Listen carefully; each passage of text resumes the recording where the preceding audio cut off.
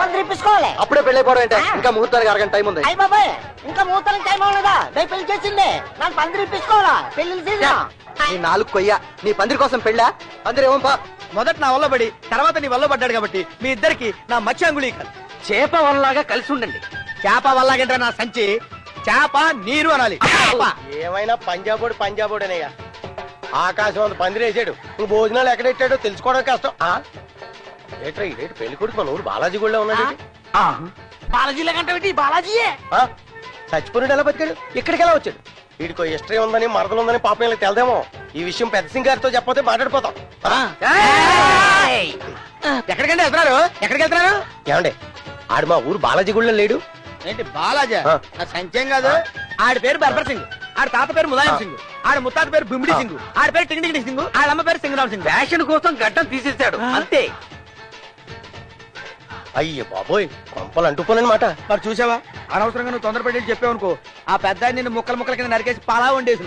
అయినా మీకు ఈ గొడవలను ఎందుకే? అవతల భోజనాలు ఎడతారు, వెంటికి ఇస్తున్నారు.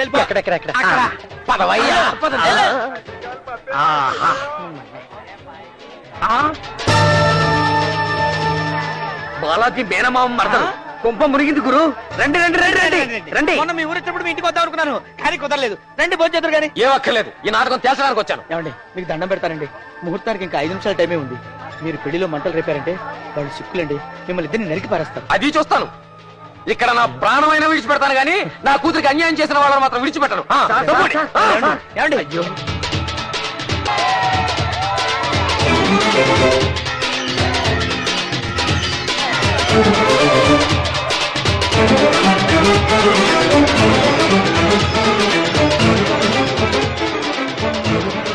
బాలాజీ వాళ్ళెవరు? ఆగండి బాబు, చెప్పండి రమణయ్య మాస్టర్, మేము ఎవరమని అడుగుతున్నారు? ఆయన వాళ్ళ అన్నయ్య, ఆ అమ్మాయి నా మేనగోళ్ళు. అరే ఇంత దగ్గర బంధువులా? మరి ఇక్కడ నిలబడ్డారు ఏంటండి? రండి కూర్చోండి. మేమేం మీ పెళ్లి మర్యాదల కోసం రాలేదు. నా కూతురు బతుకు ఏం కావాలని మీకు కాబోయే అల్లుడు గారిని అడగడం కోసం వచ్చాను. నీ కూతురి జీవితానికి తనకి ఏం సంబంధం? మీకెవరికి సమాధానం చెప్పాల్సిన అవసరం నాకు లేదు. బాలాజీ నాతో బయలుదేరు. అన్నయ్య అవన్నీ ఇప్పుడు ఎందుకు, తర్వాత మాట్లాడుకుందాం. పెళ్లి పందిట్లో కూడా చేయకు. ఏంటమ్మా తర్వాత మాట్లాడుకునేది? నీ కొడుకు బతుకున్నాడు, కోట్లకి తాళి కడుతున్నాడు, మీరు పొంగిపోతున్నారు. నా కూతురు అన్యాయం అయిపోయినా పర్వాలేదే? గోపాలం, మనం అందరం ఉండగా దానికి అన్యాయం ఎందుకు జరుగుతుందయ్యా? ఏదో ఆలోచిద్దాం. నువ్వు గట్టు మీద నిలబడి మాట్లాడుతున్నావు మాస్టారు, కానీ నేను నా కూతురు నీళ్ళలో కొట్టుకుపోతూ మాట్లాడుతున్నావు. ఆ కష్టం ఏమిటో నాకు తెలుసు. ఇంతకీ నువ్వు అనేదేంటి? అనేదే ఉంది, అర్థం కాలే? నా మేనల్ నుండి నాతో రమ్మంటున్నాను. ఏం మాట్లాడుతున్నావు నీకు తెలుసా? పెళ్లి పందిట్లోంచి అతను తీసుకెళ్తానంటావా? అవును, వాడు పెళ్లి కొడుకుగా కూర్చోవలసింది ఈ పెళ్లి పందిట్లో కాదు, నా ఇంటి ముందు వేసే పెళ్లి పందిట్లో. వాడి పక్కన కూర్చోవలసింది నీ చెల్లెలు కాదు, నా కూతురు. ఇక్కడ పెళ్లి జరుగుతుంటే ఆఫీస్ రమ్మంటావా? అయితే దీని గదేంటి? మీకేమండి కోటేశ్వర్లు, ఎన్నిసార్లు పెళ్లి చెడిపోయినా మళ్ళీ చేయగలరు.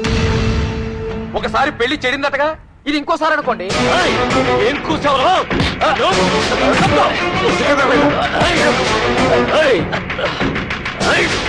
సికిందర్ గారు, సికిందర్జీ, మీరు ఇలా మా వాళ్ళ మీద చేయి చేసుకోవడం సభ్యత కాదు. అతను నా చెల్లెల గురించి మాట్లాడింది పద్ధతి కాలేదు. ఏ నీ చెల్లెలు ఒక్క మాట అన్నందుకే నీకు ఎంత ఉక్రోషం వచ్చింది? నా కూతురు వీడు చచ్చాడనుకుని వీడు 3 ముళ్ళు వెళ్ళకపోయినా విధవరాలుగా వీడింట్లోనే పడుందే, దానికి సమాధానం చెప్పేవాళ్ళు ఎవరు? నిజమే, వారి మీద ప్రేమను చంపుకోలేక తన భవిష్యత్తును చంపుకుని ఇలా మా ఇంట్లో ఉన్నమాట నిజమే.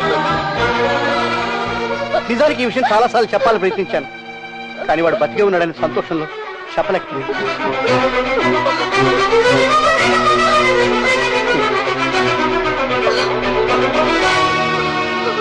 చాలు చాలమ్మా, చేసిన మర్యాద చాలు. ఇంత జరిగాక దీన్ని ఎవరు చేసుకుంటారు? నువ్వు వాడిని కట్టేసుకుంటే దీని బతుకు ఏమైపోవాలి? జవాబు చెప్పు, మాట్లాడవే.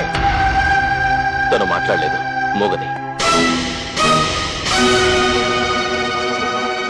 నన్ను క్షమించు, నీ పెళ్లి చెడగొట్టడానికి రాలేదు, మా బావ కోసం వచ్చాను.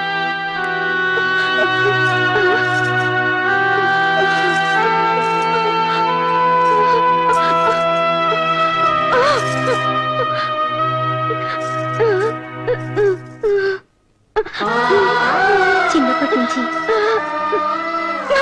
ఇంకొక చేతిలో ఆట బొమ్మను తీసుకోవడం కూడా ఇష్టం లేదు. ఇంకొకరికి సంబంధించిన మనిషిని వేరు చేసి తీసుకునే మనస్తత్వం నాది కాదు. నిజానికి నీకు పెళ్ళైందని తెలిసాకే ఆయనకి దగ్గరయ్యాను.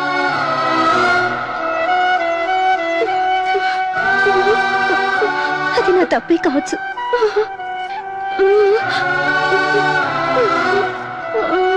కానీ ఇంత నిజం తెలిసాక ఇంకా నేను అతని కావాలని కోరుకోవడం ద్రోహమే అవుతుంది.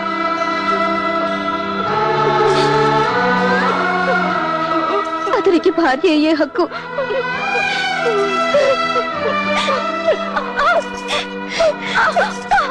నీకే ఉంది.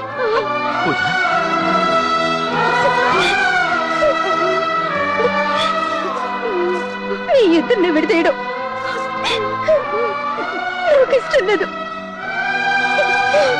మధ్యలో వచ్చిన దాన్ని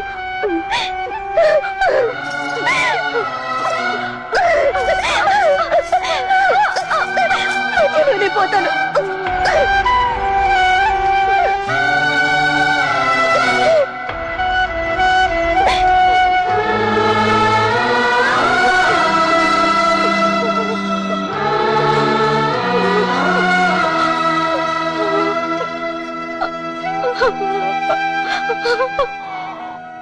సారీ సికిందర్జీ, నన్ను క్షమించండి.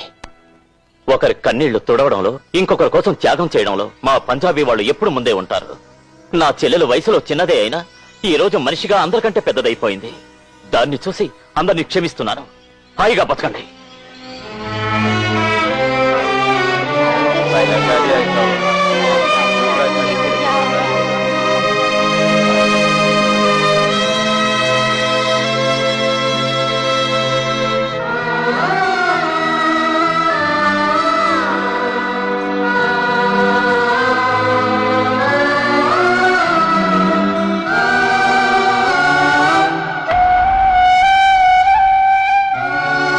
మీరందరూ గొప్ప మనుషులు.